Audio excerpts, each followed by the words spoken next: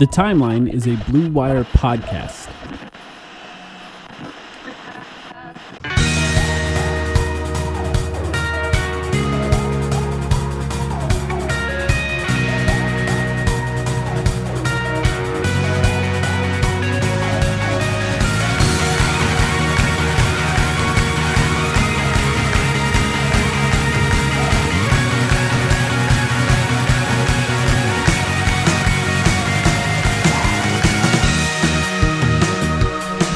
Welcome to the Timeline of Phoenix Suns podcast. I'm back. Sam's back. How you doing, Sam? He's back from a lovely vacation. That's Mike, right. How was your vacation? I feel rested and slightly hungover at the same there time. There it is. Yeah. So that's what happens as you get older, you know. You can feel both somehow. But yeah, I'm back. I'm happy to be back. Not a lot. We didn't miss a lot. I mean, the finals started, but we weren't involved, so it doesn't feel as relevant to this podcast. But I did end up watching most of both of those games. I'm not having fun with that. I think you're having more fun than me watching the Celtics win, right? I'll get to that in a second. At what age, I want to ask you, since there's a generation gap between us, when do the like multi-day hangovers really start to set in? When did you first notice that? It was recently, so I would say mid-30s. Yeah, like mid-30s. Yeah, Yeah. Hasn't happened to me yet. Hope it doesn't for a while, but we'll see. I I'm remember sure my body a will catch conversation. up. This is way off topic, but I remember a conversation with a friend where, and this was a few years ago, where I said something like, "I don't really get hungover for a long time. I'm just like really tired." And then I was like, "Oh shit, that is being hungover." I'm just tired for 3 days in a row after drinking a lot. So it is what it is. But yeah, the less you drink, the easier it is to get drunk. So hey, it saves you some money. All right, we have. Oh, actually, no. I want you to defend your having fun watching the Celtics win real quick. Oh, the finals. Yeah, sure. I mean, what? Yeah, I'm having fun watching the Celtics. So it's here's because the thing, Tatum is people. not killing it, right? Everything is going unless according you to read the plan. Ringer. Everything is. Haven't read the Ringer, and everything is going according to plan. This is exactly what we said we wanted to happen. Now, It's first true. of all, 2-0 is far from over. Us of all people, as Suns fans, should know that a 2-0 lead in the finals doesn't guarantee anything. But we wanted Boston to kick Dallas's ass, or I wanted. I won't speak for you. I won't speak for other people. I wanted Boston to kick Dallas's ass and Jason Tatum to flail around and not win Finals MVP. And what do we have so far? It's true. This is great. This is great. But also, just because, Mike, I know it's fun for people to hate on Jason Tatum, who is shooting like 30% through the first two games. He's series. basically TJ McConnell so far in the NBA Finals. Okay, be that as it may, I'm going to defend him for a second. He's a really, really good player. Of course. It's fun to hate on him. He's a really exceptional player. The reason I enjoy watching the Celtics win right now and am rooting for them in this series is principally because they just remind me of the way that the Suns are built or could be built, and not really, right? Because we've got such a long way to go in order to play the way that they do. They shoot the most threes in the league. They have size at every position. They've got, just really high motor guys in a way that we don't right now. But it's the fact that they are led by Jason all-star Tatum. level players, yeah. They're led by Jason Tatum, who is somewhere in that 5 to 10 range of top players in the NBA, but definitely not, you can feel it right now, definitely not a top 5 player in the league. Not the best. I mean, he's so good at so many things, but there are so many guys who are better than him in terms of playmaking as star-level players. There are a bunch of stars who are just clearly better than him as space creators. There are a bunch of stars who are just clearly better than him as slashers. So it's like he's a complete package player. He's so good at so many things. He's a two-way star, and yet he's just not on the Mount Rushmore of current NBA superstars. And so for Boston to go in there and kick Dallas's ass is really great validation if you're a Suns fan of the fact that we could theoretically still do the same thing building around Devin Booker and Kevin Durant. We just need to nail all the margin moves. That is not easy. It's really freaking hard. But just the fact that it's possible gives me hope for the future, gives me a little bit of faith. So yeah, I don't feel bad defending the fact that I'm enjoying watching these finals and watching Boston succeed right now. I think it's a great thing if you're a fan of basically any team in the league that isn't led by like a Luka Doncic or a Nikola Jokic or that type of player. You don't need to feel bad, especially because if you compare it to me, there's no version of this finals, of how this finals could play out, that would make me happy. I don't like any of it. I'm not having a good time. I'm rooting against both teams at every opportunity. I don't want the Celtics fans to be happy. I don't want the Mavericks fans to be happy. I don't want Luka to win a title. I don't want Tatum to win a title. It's just a miserable experience altogether, especially if you add to the fact that neither of the games have been that good. Like, they just haven't been that fun to watch. So it's just not been very fun for me in general. Speak for yourself, man. Watching Dallas, like when Dallas was down by like 28 going into the first half or whatever it was of game one, that was the most fun I've had all playoffs, arguably. I mean, there are a couple of other games that could maybe compete with that. But the hate watching right now for me is strong. I really do truly feel that way about the Mavericks with the little bit of the little rivalry we've built. And also, okay, fine, you feel whatever way you do about Tatum. I imagine you're not a big fan of Jaylen Brown either. I get it. I kind of like Jaylen Brown. I'm not a huge fan of... I think he says some dumb stuff sometimes, admittedly. But I kind of like how he plays basketball. I don't know. There are other guys on the Celtics who are fun to root for. And I'm not afraid to admit it. Well, like, here's the thing about Jaylen Brown. Kristaps Porzingis he was awesome in game one. Back in game one and just swinging his dick around off the bench was awesome. And also, you know, another guy who I really, really like, who's kicked the Suns' ass, obviously, before, is Drew Holiday. Yeah. I was arguing yesterday that maybe Drew Holiday, if he gets Finals MVP, which he could in this series, it's not out of the realm of possibility. I could see a world in which Drew Holiday, who's currently 33 years old, I could see a world in which Drew Holiday one day is a Hall of Famer. If Drew Holiday could win Finals MVP, so if he wins that, I think he's definitely in.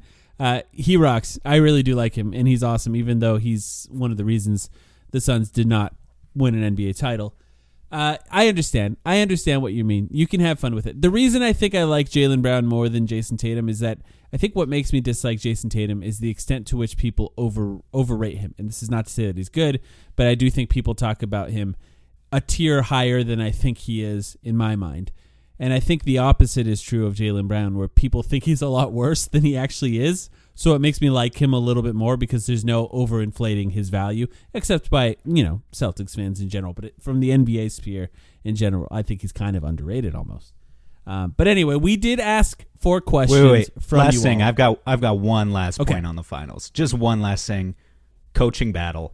And I know it hasn't been much of a battle to this point. Have your opinions flipped at all on either of these two guys in Joe Mazzulla and Jason Kidd, who I think came into this series with very particular reputations? Joe Mazzulla in particular is just an interesting guy. He's just an interesting I think man. He might be insane. I think he's a great coach, though. It doesn't mean you can't be a good coach. Like Phil Jackson, for sure, also insane. So it's definitely possible to be a good coach and also be crazy. But I think he might be crazy. I'm listening to his audio sound bites, and like he's really doing it for me right now. He might be a great coach. I wish he would cool it a little bit with like the Christianity is under attack stuff. but other than that, like just the royal just the coaching sound bites from Joe Mazzulla. When he sticks to basketball, you're really like, damn, okay, like he has a way for motivating these guys, and obviously the continuity with some of their main cast of players has helped them a lot. Yeah. Okay, now we can move on to the mailbag. Obviously, we have a lot of questions to answer today. Yes, a lot. You tweeted it out. Thank you for that. I'm excited because that means I haven't seen essentially any of the questions so far. I just went to the tweet. Twitter, X decides the order. Elon Musk chooses the order of these questions. We're going to get through as many as we can in about an hour, and we'll see what we get to. So thank you, everyone who gave us questions, and hopefully you get on here. First one is from our friend RB. RB asks, thoughts on the Wolves social team mocking winners' work and then the team losing by 40 in an elimination game at home. You got thoughts on that, Sam? Winner's work is inevitable. It's inescapable. The power, the sheer power of winner's work is not something that you can escape. So like when I was talking a second ago about that Mavs, the game 1 loss, I enjoyed that even more so than watching the Timberwolves go down in that fashion that they did. Yeah, I think I enjoyed the Timberwolves going down in the way they enjoyed did a little both. more, but I understand what you mean because it was still Dallas doing it to the Wolves, so you had trouble enjoying that, right? Absolutely. Yeah. I think the thing about that situation entirely is karma. If we're talking about karma, the winner's work thing is one thing, but Anthony Edwards talking shit about the Suns when they were down to Dallas just a few years ago and saying, I know we didn't make the playoffs, but these guys are in here doing this. Well, now you made the playoffs and the exact same thing happened to you. And you don't even have the excuse of a disease ravaging your entire team the way the Suns did at that time. I don't know. You get what you deserve sometimes. And in that case, I think they got what they deserved. It is a case where it's like, it's this fan base that is tortured. So for me, it's like, I want them to beat Dallas because that is the fan base that was tortured. But mocking, and you know, when you're mocking winners' work at this point, you're mocking RB more than you're mocking the Suns. Like that was a direct shot at RB, and people on Twitter know what I'm talking about. And if you don't, he made a meme of it in a way that the Suns never could. Yeah. Anything else on that? No, thank you, RB, for the question. You're the best. Stephen Burt said, sort from highest chance to lowest chance of these happening. 1, KD finishing his career in Phoenix. 2, Beal finishing his career in Phoenix. 3, Booker finishing his career in Phoenix. 4, Budenholzer finishing his contract in Phoenix. I really thought that was going to say career until I got to the word contract. How long is his contract? 4 years? 5 years? I think it's 5 years. Right? Yeah, that's not and happening. then all of Grayson, Nurkic, and O'Neal traded within the year. Okay, most likely to least likely? Yeah, I'm going to put that Grayson, Nurkic, O'Neal one last. I think they're going to keep one of those guys, right? I just don't think all of those guys are going to be traded. I think that's unlikely too, yeah. So Book, not number one is Book finishes his career in Phoenix. I think that is number 1 as well. He just has the most emotional like equity that he's developed with the team, with the fan base, with the city over the years. That's number 1. Number 2 is how many years do we think Brad has left? I think it's Budenholzer. Brad's going to have another contract, and I don't think it's going to be with the Suns.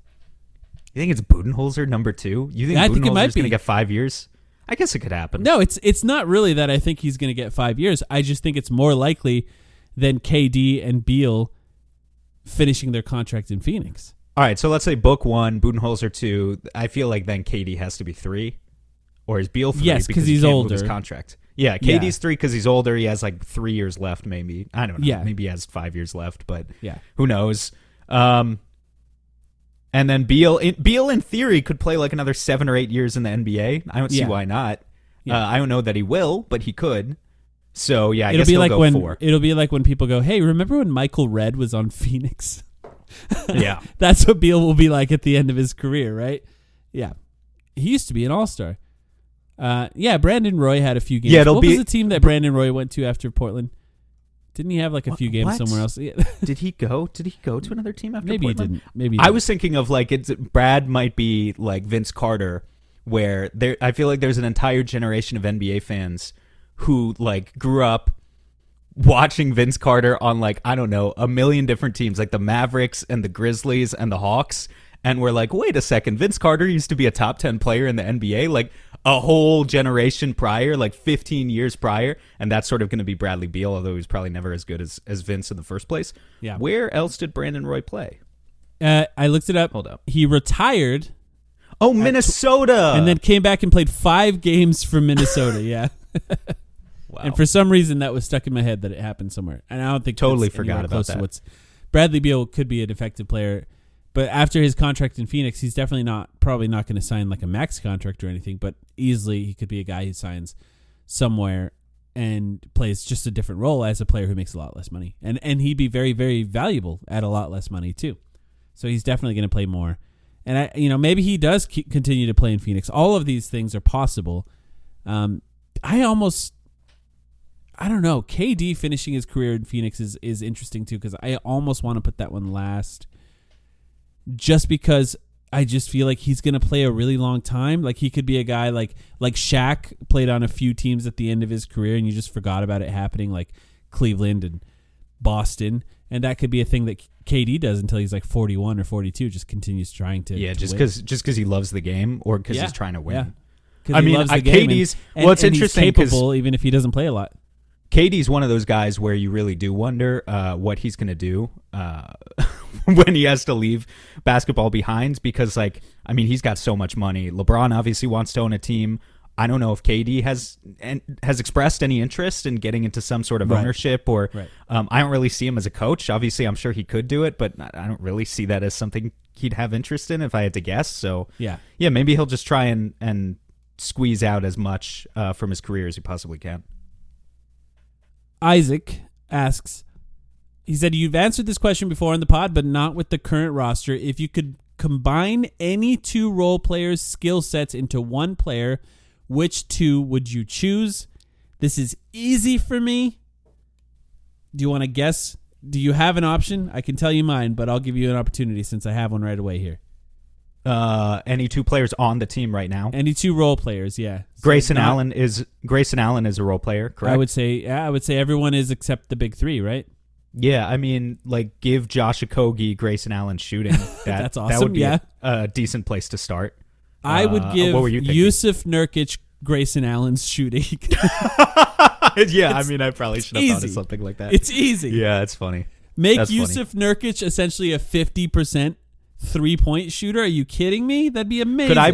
Could I put Josh Okogie with his motor in Bol Bol's body as a backup alternative? Because I like that one too. Yeah, that's great too. I like that one too. There's not a lot of. I mean, Bol Bol's technically not even on the roster right now. There's not a lot of players to pick from on the Suns roster. So, could we fuse Ish Wainwright and David Roddy into one 500-pound, 4-shouldered animal, 6 feet wide? Like a truck driving down the court. Yeah, I like that. Big Rye says, seems like deep down we all know that KD and Booker are not the best fit. Well, neither of them make the other player better at all, in my opinion. This is Big Rye, not me saying this. I don't reject what he's saying, but definitely not all of the fan base is on the same page about that. I would say including me, and we'll talk about it, but... Yeah, and this could very well be the last year you can still get a huge haul for KD. So what are the best options if you pair Nurk and KD together? Wow. That's a fascinating idea. You can't pair Nurk and KD together in one trade because we can't aggregate contracts. We'd have to send them out in separate deals, which we could do. Can you not aggregate contracts if after the trade you're under the second apron? That's a question for a cap expert. I would want to say that in that case, yes, you would be able to. Which you could do for this. But we're also that's like $70 million that you'd be sending out. Yeah, we're also pretty far over the second apron though, so you'd have to send out $70 million and get back like 50, which I guess is possible depending on the team. So yeah, that's a question for a better cap expert than I. But my initial thinking would be that you would have to probably send them out in separate. Well, you trades. need a team with cap space. We know the teams with cap space, right? Yeah, that was Philadelphia, Orlando, Indiana. Not Indiana. It's Philly, Orlando, Detroit, Utah, OKC, and San Antonio. So of those, the teams that I could see being interested in KD would be OKC, Philly, and Orlando. San Antonio wants to win next year too. Not that you should do that, but you shouldn't help San Antonio just like dominate in Wemby's second season. They also have 2 top 10 picks this year. Would we get the 2 picks? I mean, in this that trade, would be the kind of thing that you try to put together, right? Man. I don't know if they would want to do that, but maybe you get one of them. I don't know. And okay, so the problem is if you're going to trade KD though, like we still have the problem, which is what we've said all along because we've broached this topic before. You need to get a player back who is, I think, a rising star, but also just like someone who you can instantly slide in as Booker's number 2 and kind of squint. You have to be able to squint at that guy and be like, okay, we're not blowing it up. We're retooling with a longer timeline, with a longer championship window. Yeah, and who are you going to get? OG Anunoby and, I don't know, Josh Hart. Not saying they would do this. Knicks fans, if they're hearing this, again. I don't think I would do this. KD for Anunoby and Josh Hart. Yeah, I don't know. I'm just trying to Really throw good. teams out there that might want KD and that you could potentially saddle, or maybe you could get Mitchell Robinson in that case actually, because now they have Nurk. So yeah, which is not great either. I'm just trying to throw options out there. We'll think about it. Maybe we'll think more. I'm going to ask OKC again for Jalen Williams. Yeah, of course. Because, and man, they have the cap space. You can get Jalen Williams back and get nothing back if you could even potentially have cap space in that case. Yeah. Swapping That's it the thing cap where it's like, if I can get Jalen Williams, then I can put him next to Booker as my number 2, and I can still be really good next year. But start also 3 shooting guards. well, I don't care. Well, I you mean, can trade Jalen Beal at Williams that is point because he bigger. might not want to be on this team anymore. But I can also rest assured that like I'm good for the next 6 or 7 years. I've just reset my window where now I'm good for another several years, and maybe I get back some draft capital, and maybe I flip around Nurkic for a new center, and we can figure it out. But if OKC counters and says, hey, we're not going to give you Jalen Williams, we're going to give you Lou Dort and Cason Wallace and 10 picks. Okay, well, that's great. Everyone knows I love picks. I went on my whole rant about picks a couple weeks ago, but I can't sell Devin Booker on Lou Dort. You'd have to Wallace. Immediately flip those picks into something else. Yeah. There's really no team trying to tear down right now. They need, if they're going to trade KD, maybe which you could get Kuzma. That's the type of thing that you could. I don't know that that's good enough. If they're going to trade KD, and I don't anticipate that they will, but if they did, they really have to walk this tightrope. That's just really, really hard to do if they want to be able to keep Booker interested and also continue to compete. It's a very difficult thing. Yeah. All right, let's see. Ian asks, in retrospect, in what ways would you change the offseason haul from last summer? Were there any players out there on either market, trade or free agency, that you would have felt would be better fits around KD and Book, or KD, Book, and Beal? So, let me take back the Beal trade? Let's start there.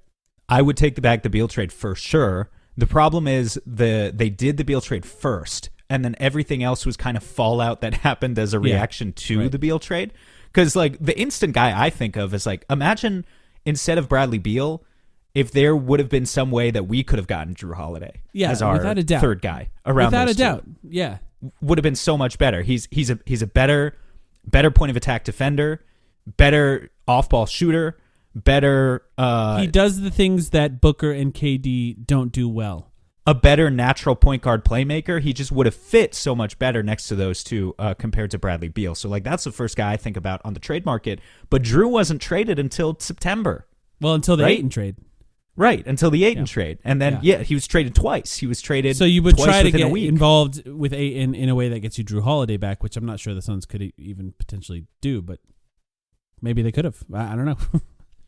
The it's other definitely one, a more fascinating one. The other one is, like, you look at the free agent names that were signed, and like, we could have done better, but that's always a hindsight is 2020 type game. Yeah. Like, we could have signed Oubre or Derek Kelly Jones Oubre Jr. off the bench would have been awesome. Yeah. Derek Jones Jr. instead of Watanabe or Bates Diop would have been great.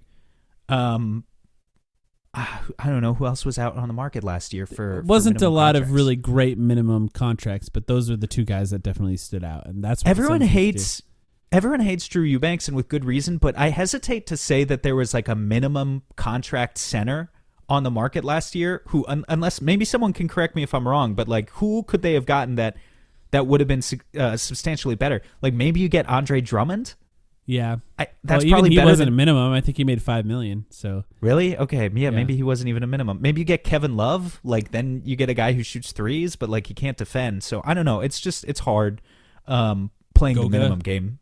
Yeah, I feel like where there were the biggest market inefficiencies, if we look back to last summer, and it frequently happens this way, but it was the guys who signed the extensions and the MLE type deals, where some of them signed those deals and then they just exploded. Like Dante DiVincenzo signed a 4-year deal with the Knicks, coming off a decent season with Golden State, and then became one of their most important players in that playoff run and all season long.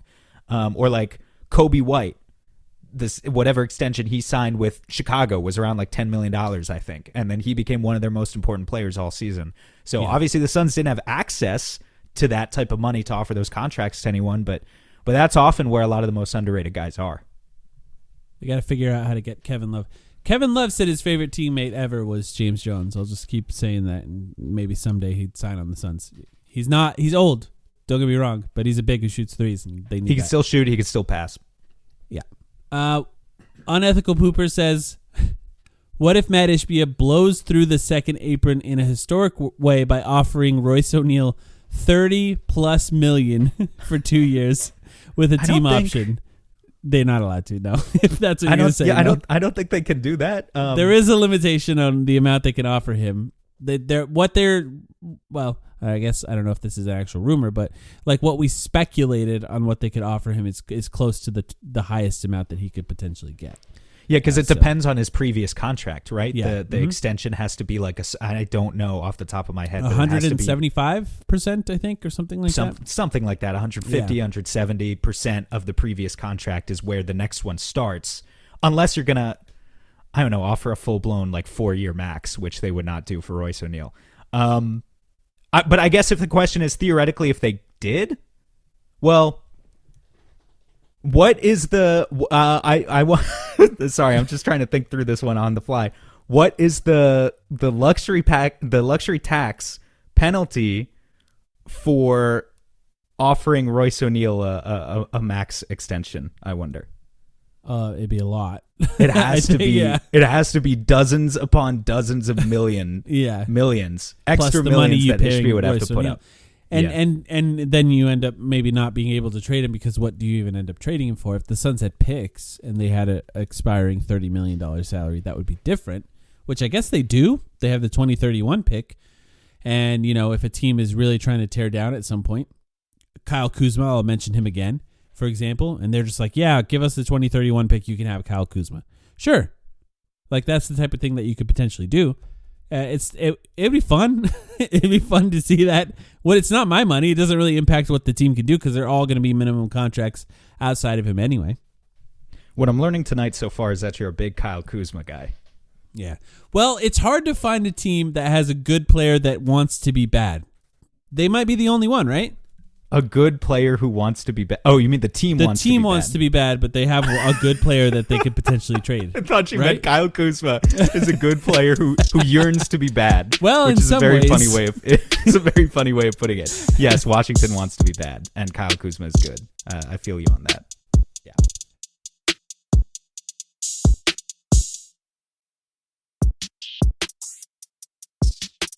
Alma asks, how do you plan on celebrating when we add LeBron and Looney on vet minimums? That one's addressed for me. Great. That sounds wonderful, Alma. I hope the Suns get LeBron and Kevon Looney, and obviously that ties into the LeBron stuff we've talked about for a while. That ties into a recent report. This is something new this week that the Warriors might be what is it? Do they have a team option on Kevon Looney? They do. It's like $7. Well, the total amount for his contract is like $8 million, and they have $3 million guaranteed, so they could buy him out for $3 million, and basically save the other $5 million that they owe him, which they may do apparently, according to Tim Kawakami from who covers the Warriors. And if we are remembering properly our second apron rules, there are certain buyout candidates, those who make more than the mid-level exception that the Suns and other second apron teams would not have access to. But because Kevon Looney only makes whatever you just said, $7 or $8 million, he would be fair game. So this would be an example of a player that they actually could sign off of the buyout market.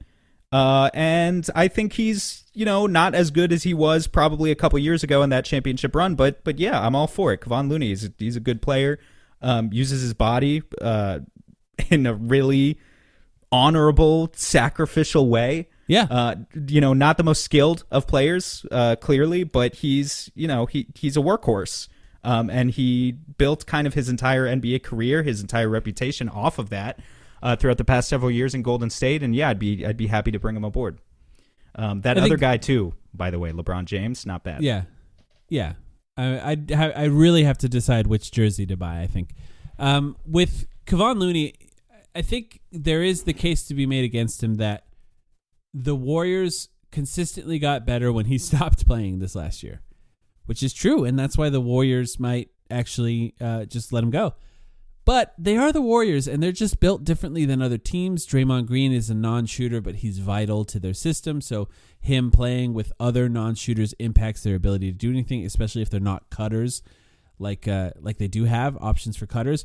So I still think he's a pretty good player, and on a minimum contract, if that's what he's going to get in this upcoming season, I think you're not failing in that case. He's a good defender overall. He's a good screener.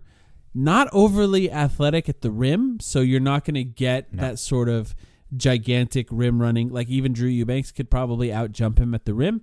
So you're not going to get that sort of rim running presence, but you're definitely getting somebody who's capable as a defender. Well, we've talked about how we were frustrated with Nurk this year and how our reaction to that wanted to be finding bigs who either can shoot from deeper out or guys who provide that vertical element of spacing that the Suns currently don't have in either Nurkic or Drew Eubanks. They don't have guys who can catch lobs. Kevon Looney would not be that. He can't shoot, and he's not finishing a lot of plays at the rim. But he's a good screener. He moves the ball well. He's a tremendous rebounder. As a backup 5, I think it'd be fine. I wouldn't want him to be our starter, but backup, sure. Yeah, in a pinch, he could start too. I think which is kind of what you want out of a backup. Good question. Let me see. Joel asks, favorite moments you've had with each other since Reddit / starting the podcast. So this is a question for you and I about you and I. And that's interesting. I think you want to go first?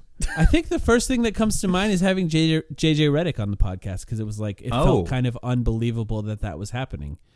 That just was like we met on Reddit. We covered the team from a fan perspective. And I guess the moment for me that was surreal was at the end of the podcast. We were letting JJ Redick go, and we already held him, by the way, longer than we were supposed to. This is sort of off the record stuff, but like we were supposed to have him for about an hour, and we had technical issues that pushed us about 10 minutes late. And we had him for like an hour and 15 minutes. And then at the end of the podcast, he kind of went out of his way to compliment us, which was just so surreal to hear somebody saying that he really likes our work and appreciates what we're doing. And he like actually played in the NBA and he was really good and respectable and potentially a future NBA coach. So it was just that moment stands out to me, I think. And currently calling the NBA Finals, just a guy whose star has risen, obviously. But there's been other guests too who I have been just very happy to have gotten the pleasure to know through doing this.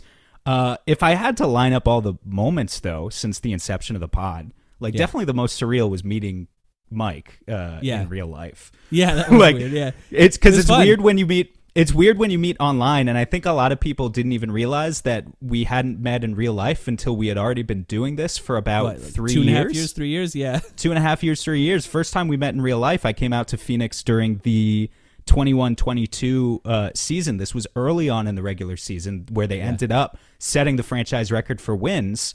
And I haven't been back out there since, so I got to come out again soon. And we watched 3 wins in a row. And that was fun because we went to 3 games and they won. I am undefeated at Footprint Center. It's true. Was it even called Footprint Center yet, or was it still? What was it might have been like. Was it still talking stick? The celery stick? I think it was celery. The stick. Yeah. the empty calorie celery stick arena. Yeah. I don't. Maybe it was Footprint already in 2021. I can't remember. But yeah, I'm undefeated, and so I got to come back and protect my throne for sure. It was a good time. It was a very good time. Pete asks, he said, I'm going to zag. How many pizzas do you think Luka would eat to win an NBA championship? Have the pizzas been taken off the menu yet? Are they discontinued? Pizza's becoming a meme on our podcast because of playback is like, that's got to be, there's probably 100 people that understand this, maybe less, right? Well, because I said I would eat 30 pizzas in 30 days if the Suns won a championship, which obviously never happens. But Luka now down 0-2. I think we have to fear that, like, the way his body works, I'm not sure scientists or nutritionists really understand. I think pizzas might be the fuel that he needs. Like, they might make him more powerful. It's true. He defies logic. It's true. He might need more pizzas. I think he'd probably do 30 in 30 days as well, right? I mean, his body, I don't know. Part of me wants to say his body can handle it better because he's an athlete, but it is Luka. I'm not sure.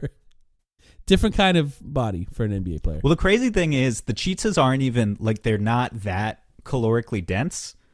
It's more so just all the fried shit you're putting in your stomach, which I cannot imagine doing that. All that grease and then going out and playing like 45 minutes of NBA basketball. That's absurd. But, I think there probably are guys that can do it in the league, especially the younger Zion? guys.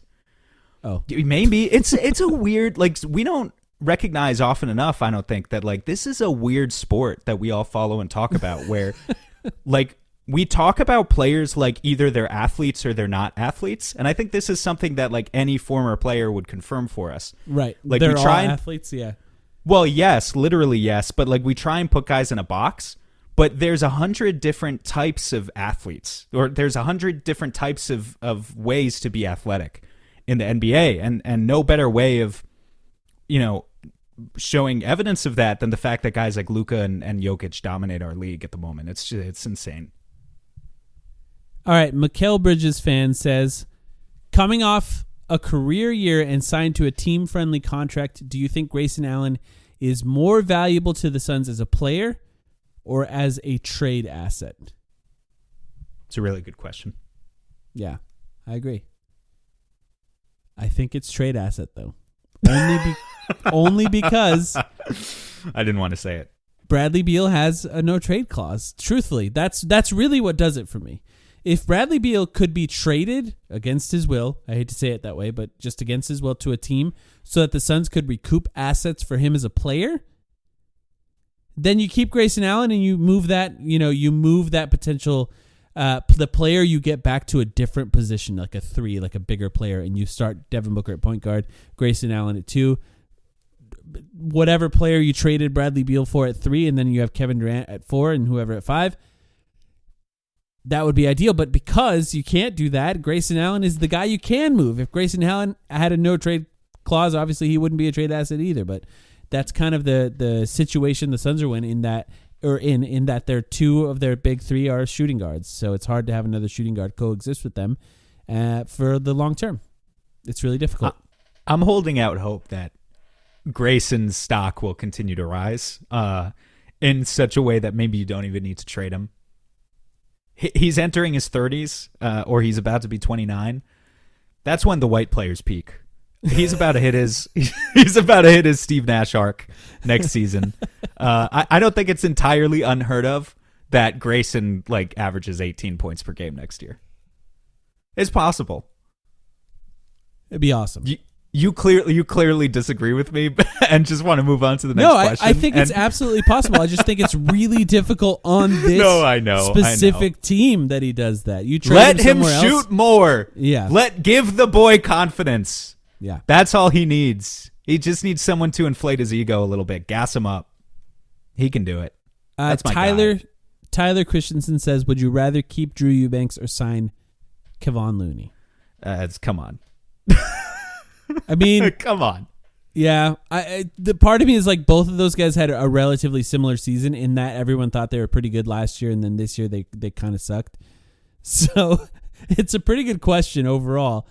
It's Looney, and it's not close. Yeah, I think it's Looney pretty easily for me too. It's just like I feel like you have a bankable skill with Looney in that he's a pretty good defender for a backup big, and that's going to matter. He's demonstrably a better rebounder, always has been. And he's bigger. Yeah. And he moves the ball better. He's and like too. maybe a lot of that you can say is playing within a system and like, being next to Steph and Draymond just makes him look better. I don't know, but like there definitely is something to that. But I also think just the way he's developed, being in Golden State all those years, he's a better player than Drew. He's added to his bag. Yeah. This one's directly to you from Garrett. He says, you have me 100% bought in on Mo Bamba and 100% sure he'll sign here. Please dedicate this whole pod to Mo Bamba. Thanks. This is your fault. You were talking me into it, and it effectively talked the whole fan base into it. How do you feel about that? Well, there we go. I mean, I'm going to feel bad if he comes here and just like shoots 25% from deep and is not at all the player that we need him to be.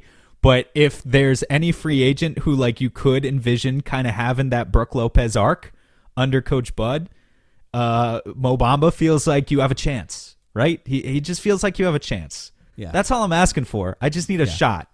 I need to sign some of these guys and have to believe that there's something within them. I don't know if there's any more questions about free agency today. Bitty Bitty Bamba, Destiny. More, yeah, exactly. If there's more guys we could talk about, I don't think any of you guys asked about the draft in the questions we received for today, which is maybe pretty telling about how we're feeling. There's a little bit of that coming up. But Dalton says, I've heard you all talk about the various different options the Suns have this offseason, but in your own opinions, if you were given the reins of the organization, what would you try to do this offseason? Could be specific moves or general ideas. And that's a good question, because I think there is a different thing in saying and analyzing the situation as it stands and trying to make realistic predictions on what's going to happen, and then the idea of James Jones is gone, Matt Ishbia can't tell you what to do. Sam, you have full reins. You can decide what to do. Why do I have to be on the spot? It's the same with me. What would you do? And that's a fascinating thing, because I think it comes down to, would you trade Kevin Durant or not first, right? I'd start by shopping him. That if I honestly could do what I wanted to do, that'd be the first thing I'd do, because I think if you trade KD right now, like, we're just going to put Beal to the side and say he's untradeable, because obviously I would trade him if I could, but I don't think it's possible. Yeah. With KD, there's a real fear of mine that if you trade him right now, you can get like 80 cents on the dollar for what you gave up. But if you fail again in the same fashion next season, keeping KD and try and trade him next summer, and he's an expiring contract, now I'm worried that you're getting 40 cents on the dollar if he's another year older. So, like, that's what I'm talking about. If you can get a number 2 next to Booker, who's like an up-and-comer, plus draft equity for Kevin Durant, then like and then, you know, flip a couple other guys around, I would love to do that. But I again, it's all about convincing Book that that's the right way, that's the right direction to take the organization in. And also, you're working within the constraints of where KD wants to go, because let's be honest, he's not going to allow you to trade him to just anywhere, right? So maybe he wants to go to Miami, and now you have to deal with the constraint of, okay, we have to work within the confines of the limited player assets that would you that get a team Jimmy like that Butler has to and offer. extend him? Jimmy Butler's too old. Like, that's not the type of player I'm looking for, right? Yeah. But like, because that's the question, right? That's kind of you. That would be maybe something you could convince Devin Booker of, right? But like, you know, I don't want like Tyler Hero either, who's, you know, maybe their version of a young player that I'm talking about, but he plays the wrong position. So it's really difficult. There are teams where this just doesn't make sense. The partnership doesn't work. OKC, Bam would be cool. I think if you could get the right player from OKC, Bam would be awesome. Yeah. I don't think they do that, but that would no, be they great. Definitely wouldn't. OKC is an example where maybe, you know, something opens up and there's a pathway there. What other cities would KD even be willing to play for? We talked about New Orleans. You know, give me Brandon Ingram, who's just a lesser version of KD, plus Herb Jones or Trey Murphy or whatever, and some picks. And I think maybe you're starting to cook with something, but, you know, would KD want to play there? And yeah, I mean, we've gone through some of the other potential teams before, but you trade him for LeBron. That's what I would do. that's where we start. And in all likelihood, assuming that I can't trade KD, then I wind up back at the drawing board doing exactly what James Jones and Matt Ishbia are planning to do right now, which is make the most of what you got and just try and, you know, moneyball it like we've been talking I think about. I would do everything in my power to pull the plug on the Bradley Beal thing, truthfully. You know, I don't know what you would get back. Maybe you'd have to take back another bad contract, but I would do that. I'm not 100% sold that Devin Booker likes playing with him anyway, so I'm not 100% sold on that either, because I think Book's he's a very smart basketball player, and he understands, I think, why the Suns probably didn't work this past season, even if he can't say it out loud. I just don't. Who's going to trade for Brad, man? Like, Detroit? Every contract is tradable. Yeah, maybe Detroit. Sure, yeah. Detroit takes. I mean, Jesus Christ, what a depressing outcome for Brad to think he's going to Phoenix to finally compete for something and then get shoved off to Detroit for who knows what. You know, like Isaiah Stewart and second-round picks. What are we going to get in that trade? Let's do it. Man. Yeah. All right. I'm not saying that would make the team better, but I think long-term it would give you some more flexibility. If you get under the second apron, too, maybe you can start doing a little more that you weren't able to do before. And then, look, all those shots that you wanted Grayson Allen to shoot, now he's shooting them. We fixed it. That's right. Sawyer asks, what trade scenario are you happiest with? 1, trading a pick for a rotational bench player. 2, drafting a center. 3, drafting a wing with size. Or 4, drafting a point guard. My honest answer to Sawyer is that I put probably that first option of trading a pick at the bottom. Yeah. I think I'd rather just take a player, but I feel entirely neutral between the positions. I'm not thinking about, I'm not approaching the 22nd pick as you have to take a certain position. Like I've seen certain mock drafts that have us take like a Tyler Kolek point guard, who we talked about with Damon. I've seen certain drafts that have us take Deron Holmes or like another big, and it's all fine. It's all kosher to me. Let's just, own in on a guy and commit to developing that guy, bringing him into a system, bringing him into a culture, and developing a guy over the next 4 years. If they do that with anyone, I'm happy. As long as that guy isn't Bronny James. I think I agree. Although I guess I would have to decide. I would have to hear names about the bench player just to see. Like I think if you're trading the pick, you really got to try to go for like the biggest swing you could possibly make to try to maximize the shortening window that the Suns have. And a bench player doesn't really do that. But if you can find a way to like turn Nurkic into a much better starter, then trading a pick or even 2 would make me feel a lot better. But outside of that, I think drafting a player just makes the most sense because ultimately you're talking about if you think the Suns have an opportunity to win a title next year or not, and if you start to think that maybe they have less of a chance than you thought previously, then drafting a player to have some ability to get better down the line makes a lot more sense. And if you're dramatically increasing the odds of them winning a title next year alone, this next coming season, then trading picks is okay with me. I just think like if you're talking about trading the pick, then you're talking about at best maybe acquiring another Royce O'Neal type player. And with where the Suns are, that's if you trade the 22nd pick. I'm not talking about the 2031 or whatever. Right. That's just not enough for me. It just doesn't do enough. Like I think if you draft a player, you still have a solid shot that guy can contribute. You could potentially get a player as good as. First of all, Royce O'Neal was awful in the playoffs. Let's not forget that. Yes, thank you. You could get a player that performs better than Royce O'Neal in the playoffs. It's not that fucking hard. These teams are doing it every year. Derek Lively this year, Christian Brown last year. Every single season, these guys are, and that doesn't mean you have a better than 50% chance with a late first round pick. You got to getting make a guy the right like pick. that. You never do. Yeah. You have to make the right pick, but you have a solid chance at getting a guy who both contributes immediately and also gives you 3 more years of contribution, plus maybe another 4 or 5 years after that if you extend him. So the idea of just punting on that because you don't trust your own scouting or you don't trust your ability to develop a guy in the first place, I just don't like. I think it's a losing attitude, to be entirely honest. Yep. I think I agree with that. I just think it's a situation where it just has to really be a home run to trade it. Otherwise, don't. And I'm not sure that the Suns front office feels that way. I think maybe James Jones might. I'm not sure Matt Ishbia does. We'll see.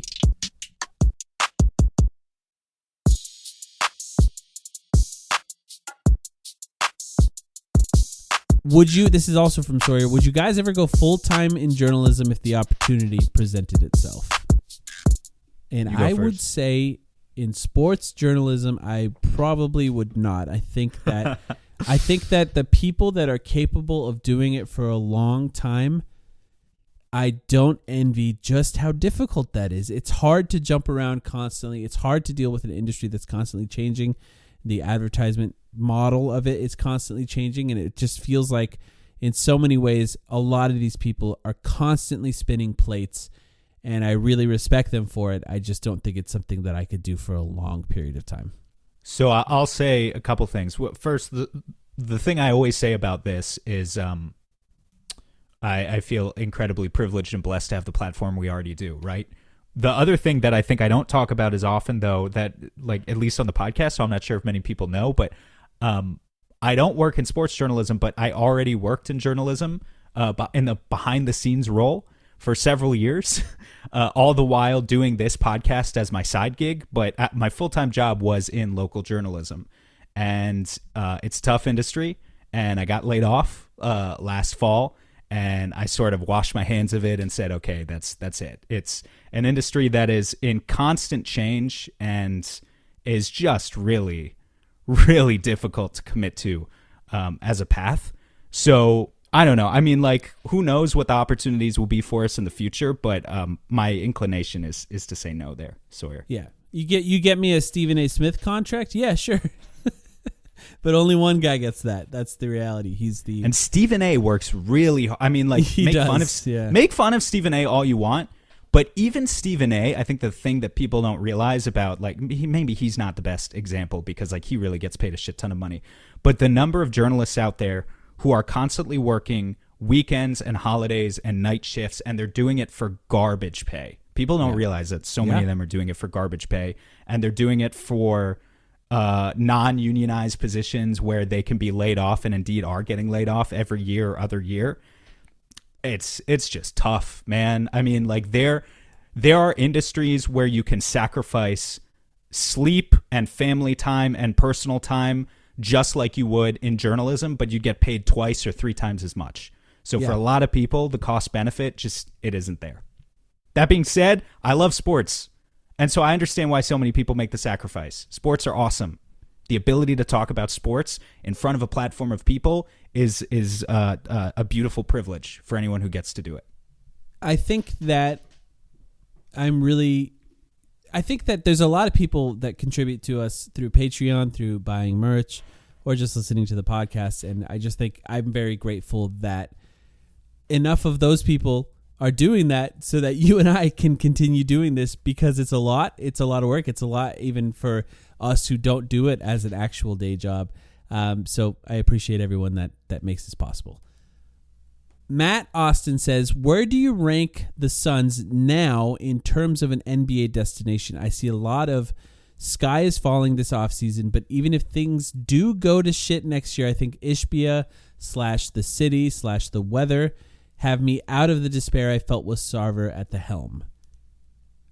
I think I agree with Matt. That's a really interesting way to look at it, because the reality of Matt Ishbia is that he'll be here after Devin Booker is here.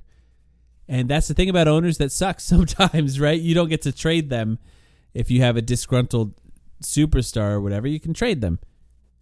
But you keep the owners, and it does feel like at least we have one that seems to be really dedicated to investing money in this team being good long term. So I think I agree with that. Yeah. Yeah, you keep the investment, and then the macroscopic sort of factors that he's talking about too. Like I'm reminded of Bradley Beal's intro presser last summer, where he was joking with the reporters about how hot the Phoenix real estate market was and how it was difficult for him to find find a house for his family. Yeah. So like, yeah, it's an attractive place for players to live, and will continue to be for a while. And I would definitely put Phoenix in the top 10. I think there's an argument to be made that they're top 5, but for sure top 10. Yep, I agree with that. This is from the Twitter account. This is the year. He says, aren't we at the point where it's clear that we should not have done the Kevin Durant deal? Losing both Mikal and Cam, plus all the picks, was just too much for the return we got. So this is different than would you trade KD now? This is more of a would you go back in time and stop it from happening question here, which I think is fascinating. That's like that meme. You've seen those memes that people post as tweets or whatever, where it's like girls go back in time. Hi, Grandma, I'm your granddaughter. Boys go back in time. James Jones, do not trade. Don't trade for KD. I don't know. I think you got to do it. Like, the benefit of hindsight is great, but at the end of the day, it was still Kevin Durant. Am I just like cucked at this point? I don't know, because part of me is like, what do you get if you just attach two of those picks to DeAndre Ayton? You know, like, yeah. Could you get Drew Holiday back in that deal, and then you trade Chris Paul for a center or something? Could you get Drew Holiday? And now you have Drew Holiday, Devin Booker, Mikal, Cam Johnson. I still want Grayson Allen in that trade too, because that was also, it was the DA trade, but it was also the Grayson Allen trade, and I want to make sure. I want Drew Holiday if we can go back in time and do that trade, but I also want to keep Grayson Allen. That would be so awesome. And then who do you trade Chris Paul for? For a center is a great question. Yeah, Gafford. I mean, maybe he that was the back first from, name. That was the first name that came to my mind too. Because that's where he went. He went to the Wizards, and give me Daniel Gafford and Corey Kispert for Chris Paul. Yeah, and now I don't know. Now we're cooking. What was the original question? Should we have done the KD trade? Yeah. It's still right? I think I would have. I think I would say no. I think what I would have done is said we are absolutely not going to do this trade unless you take DeAndre and Cam Johnson and we get to keep Mikal, and just hold firm on that and hope that KD forces it through at the very last minute. And if he doesn't, then we just go, hey, maybe he'll ask out later again. And then Matt Ishbia fires you out of a cannon. It's true. Maybe he does because he really wanted to make that splash. Yeah. Serge asks, what toppings do you put on froyo? Oh, this is such a millennial question. I have to ask, because what's really interesting about America is, cities exist in tiers, and the great explosion of frozen yogurt shops was such a late a late 2000s, early 2010s. It was like a great recession era phenomenon in the U.S. I feel like. Is it the same out west that it is out east? Like, did all those shops appear? Right. I think a lot of them started in L.A., so maybe even in the west was a little before. Maybe it was earlier. And when did they start mention ice cream shops in Phoenix are pretty popular, as you can imagine. That's a great point. That's a great point. Yeah. So there's just a lot of that out here in general. And damn, so man, maybe I'm going to get some froyo tomorrow. I know of one froyo shop that's still standing in my general 5-mile radius. I'm sure there are more, but I know of one. And maybe I'll go there tomorrow. What are my favorite toppings? I'm trying to think of what would make Serge gag. I think gummy worms and ice gummy cream. Worms. That's kind of gummy worms because they get hard. Yeah, it's not good. Gummy worms, mayonnaise. Oh God, Frank's Red Hot. all the things that I need in my froyo. Yeah, for sure. I'm so boring in that the first thing I thought of was some sort of dark chocolate, something to make it less sweet. Are you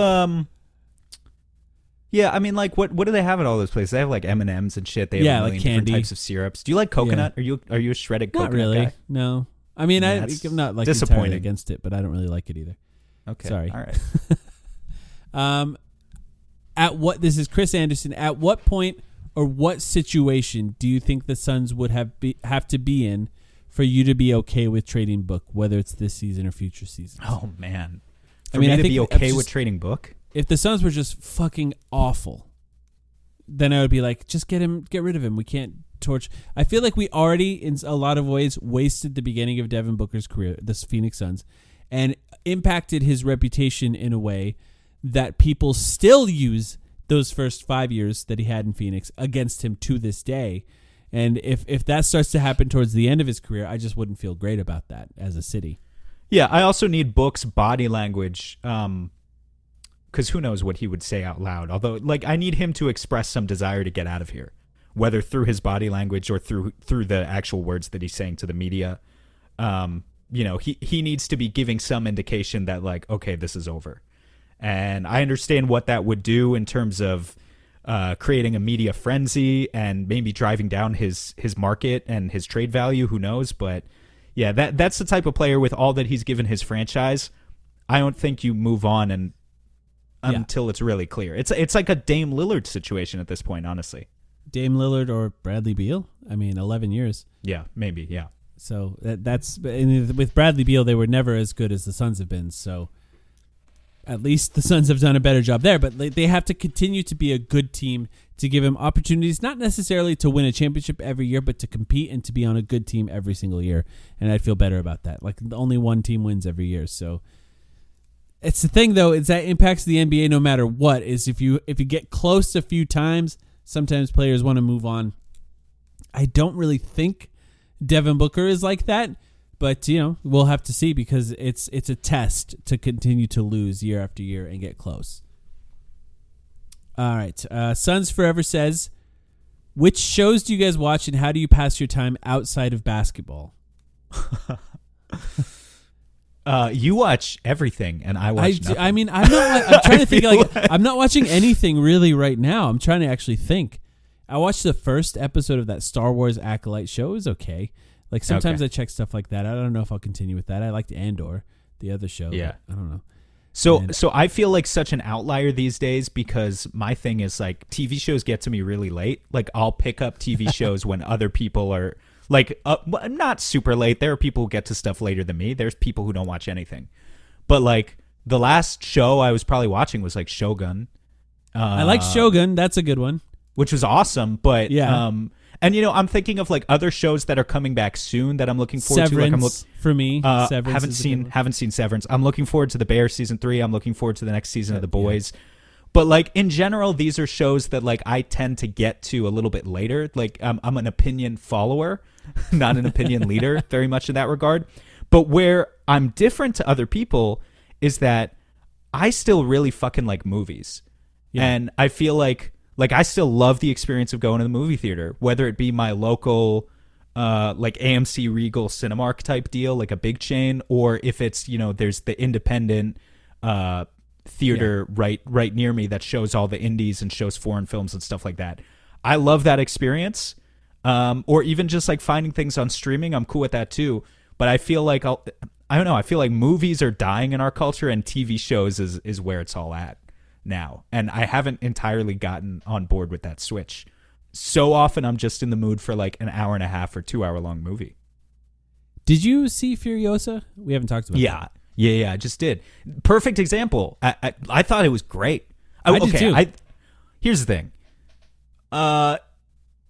It was kind of like two different movies. Yeah. The fact that, like, I don't know, I guess we shouldn't spoil Furiosa here on if you're expecting Fury Road, podcast. It's not Fury Road. I mean, that's the one thing you can say. It's different. And if you go into it with that expectations, I think it might help you. Yeah, but perfect in that example. It's not like a 2 hour car chase. It's got more to it than that. But a really good movie that is a total bomb at the box office right now. Which is a little bit unfortunate. I understand why it's happening, though, right? Like, people's home setups are just getting better and better. Yeah. No one wants to go to the theater if they have to start paying $20 or $25 a ticket, or if they have kids. And doing a prequel with a different actor, I think, is like, that's a little bit of a sell. If it was Charlize Theron coming back and doing it again, like that probably would have helped. But, yeah. Some people, you know what? The one criticism, and I promise, folks, we'll move on in a little bit, but the one thing I don't understand about the Furiosa criticism, though, is a lot of people are like, oh, yeah, obviously it bombed. It was a Mad Max movie that didn't even have Mad Max in it. Mad Max is, like, not that compelling of a character. Like, Tom Hardy's... He was not the best part of Fury Road. That's Tom Hardy's version of Mad Max in Fury Road uttered like 8 lines of dialogue the entire movie. Like, why are people acting like he's this iconic character? I don't get that at all. He's not the draw to me. But anyway, I mean, that's a perfect example, man. It's a good movie. Noah asks, would you like to see the Suns go and sign a couple of the veteran centers this offseason, then use Nurkic's contract and picks to get more athletic wing and backup point guards? So this is a question of, first of all, would you trade the picks, Sam, if you were able to get some, maybe a starter in this case, and then go with this veteran centers that are making contracts? So out of curiosity, Mike, let's say he's talking about a situation like, let's say you get Goga Batadze and Mo Bamba. Okay. And then you get to trade Nurk and picks for like we have to talk about, it better be a high-level wing, not a Royce O'Neal. It should be a high-level wing. The guy I keep mentioning is Kuzma, but you can't do that. He makes more than Nurkic, so you can't do that. Yeah, I guess. I mean, I can't come up with a name for you guys off the top of my head because I have to look at the contract data. But, like, I guess the question is, okay, in that case, are you okay with just having a couple of centers who can only give you 15 or 20 minutes reliably on any given night, and you're just going to fill in the gaps with KD at the 5 or whoever this wing is that you acquire? Is that tenable for the Suns next season? I think it might be, but I don't know. Well, like I've said, I would trade Nurkic in both picks for Lauri Markkanen, but like that's pretty obvious. Yeah. I know he's on a 1-year deal, so you'd have to find a way to re-sign him and keep him, but like that gives you some level of insurance if KD does end up leaving and you have like some kind of star power next to Devin Booker, even though he's kind of a worse version of KD. But with KD, with Booker, with Bradley Beal, and Lauri Markkanen's ability to guard threes, that would be awesome. I just don't think they would. I think they want more than 2 picks for him, even though he's on a deal that sort of ends. That's the closest you can get to Nurkic's salary in the NBA while going under, by the way. Harrison Barnes makes $18 million as an example. No. Would you trade 2 picks for him? No. I don't think I would either. No. Yeah. Absolutely Jonathan Isaac not. just makes just under what Nurkic No. makes. I wouldn't trade 2 picks for him. Two picks for Harrison Barnes or Jonathan Isaac would be malpractice. Yeah. That Bogdan? would be terrible. That's a Bogdan's wing, technically. Not what we need. I like him. Not what we need. Yeah. Kevin Huerter, that's another shooting guard, so you guys say no to that. Karis LeVert. Lou Dort is one. No, yeah, I wouldn't do that. Yeah. This It's tough. is hard, man. These are not the names that I was Denny. hoping to hear. Denny Avdia? Yeah. I mean, I really like Denny. Yeah. But 2 picks? It's tough, man. How old is Denny? Like 25? Let's see. That might be worth it. Yeah. Mm-hmm. But the problem is Denny. He's can't also play the signed 5. for a long time. He's 24. He's signed for years, so you'd be trading him for a player that's signed for a while, so you'd have some flexibility with that. I would love to have a guy who's just a little bit bigger than Denny, who I'm confident could like play the 5. I'm not sure if Denny's ever played the 5 for Washington. He's more of like a 3-4 tweener than a 4-5. Denny, for those who didn't follow at the end of last year, was awesome the last like month and a half of the season. Now, there's always guys that are kind of awesome the last month and a half of the season on bad teams. No, so it's hard to know just how much though. that matters. But yeah, I know he did have Denny, it. So Denny Avdia post All-Star break for the Wizards averaged 17 points, 9 rebounds, 4 assists on 57% true shooting, and he can also play defense. Like he's looking like he's taking a leap forward in a way that would be exciting if you could trade for a guy like that. Yeah. That's one. Maybe. I don't know. Both. Maybe I would. Actually, now that I think about it, maybe I would trade both picks for that. It's getting off Nurkic too, who's signed for 2 more years and could not play in the playoffs. He was awful. He can go get in fights with Draymond on the Washington Wizards. If you think of any other players that you'd like to throw at us, people listening, I would hear it. Did Matt Ishbia sign Isaiah Thomas just so people would be led astray when they Googled Suns and the other Isaiah Thomas? So he's saying like Disney, this is the dormant genius, which I think it sounds right. He's saying like Disney made Frozen so people would stop Googling Walt Disney Frozen, which for those who don't know is the rumor that Walt Disney's head was frozen. And that was the whole idea, was that they froze his head to potentially like reanimate him if the science ever got to the place where you could. So supposedly people have the theory that Disney made Frozen so that when you Googled Disney Frozen, it came up with the movie and not the story about his head. That is a fantastic question, a hilarious one, and I wish I would have thought of it. Great job to the dormant genius. But yeah, sure, yeah, that's why he did it. Yeah, I'm going to say yes. Why not? Any other thoughts, Sam?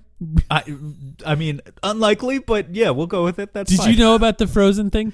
I had no idea. I've also never seen Frozen. Is that crazy? I don't have kids. Yeah, I don't know if I've seen it either. I've definitely seen the second one for some reason. So it's weird. It's weird with that whole era of Disney movies in particular. I feel like the Pixar movies I've seen a lot of, but the Disney movies in the past decade, it's like, I was too old to have an obvious interest in going to see them myself. But I also don't have kids, so I feel like I fall in between that space where, I haven't seen Frozen. I haven't seen Frozen 2. Are they making another one? They probably are, right?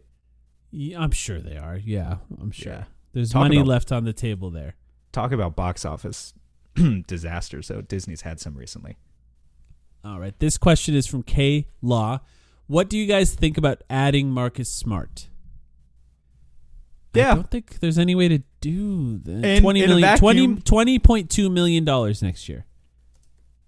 So you'd have to trade Bradley Beal, basically, right? Yeah, because what's Nurk at? 18? Yeah. 17? 18. 18? Okay. Yeah, not possible. Would you trade Bradley Beal for Marcus Smart? Yes. Is that insane?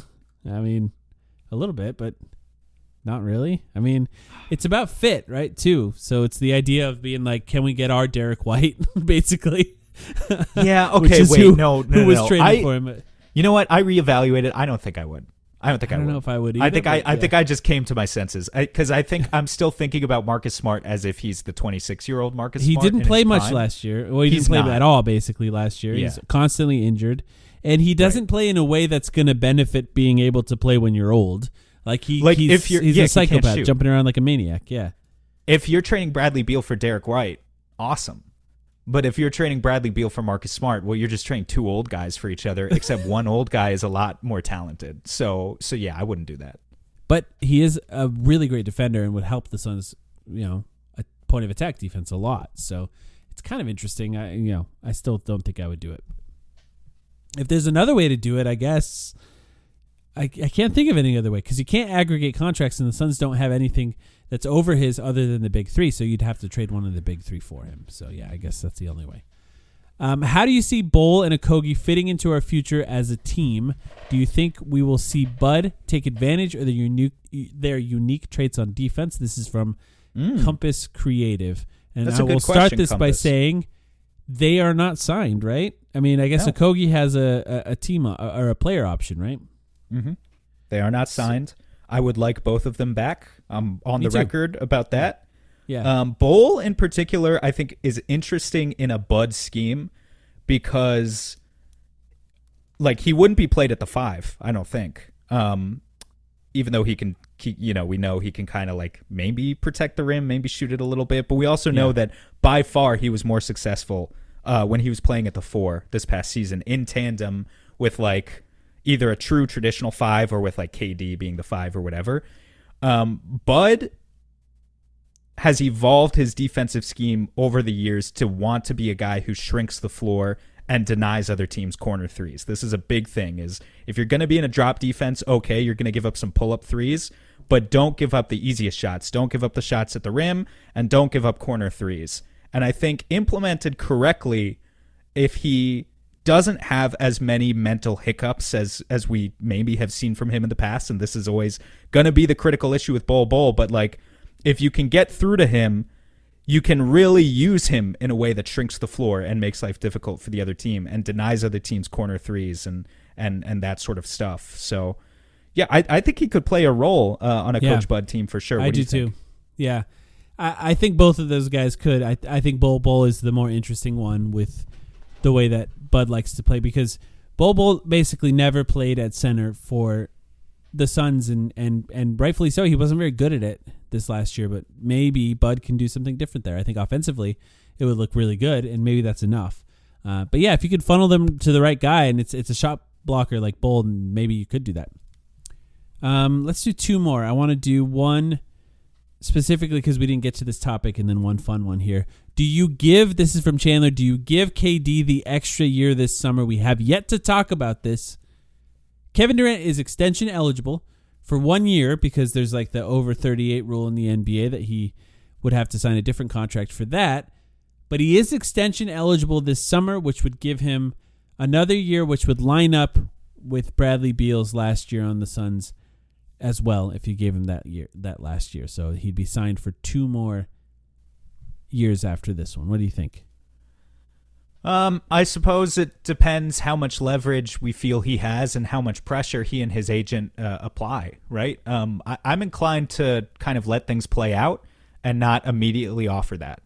But that's maybe just me reacting to kind of the sour feelings of how this playoff run went down. And if you feel that you need to offer him that extra year to keep him happy so that he doesn't instantly request a trade where you'd have no leverage, okay, I guess. I mean, how do you feel about it?